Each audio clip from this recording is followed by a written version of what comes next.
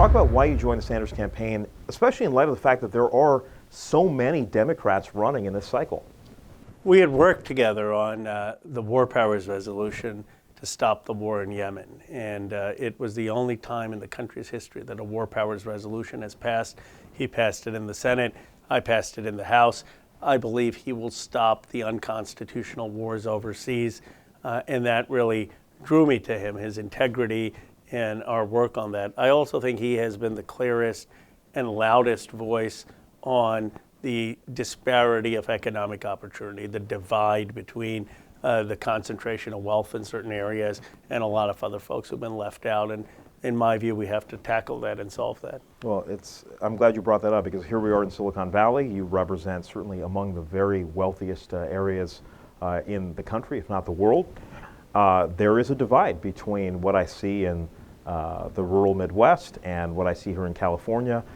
How can you represent these constituents here in California, knowing technology is a big part of what they do here? There's venture capital. I mean, there's so many opportunities in the Bay Area. And Bernie Sanders is a Democratic Socialist. I mean, he espouses a completely different viewpoint. How do you balance that? You have constituents that may look at the world one way, and Bernie Sanders certainly looks at things differently.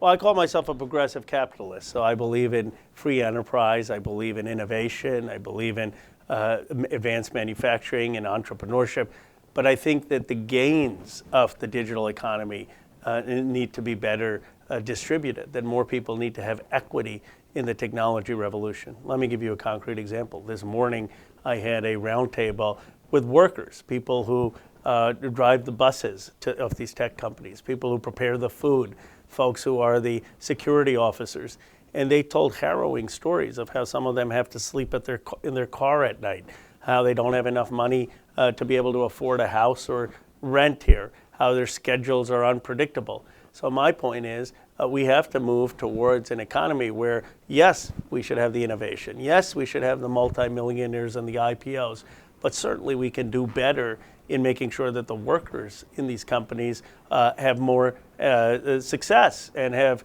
a greater pay raise. And I think Bernie Sanders' message is about ultimately giving people dignity and equity in the 21st century economy.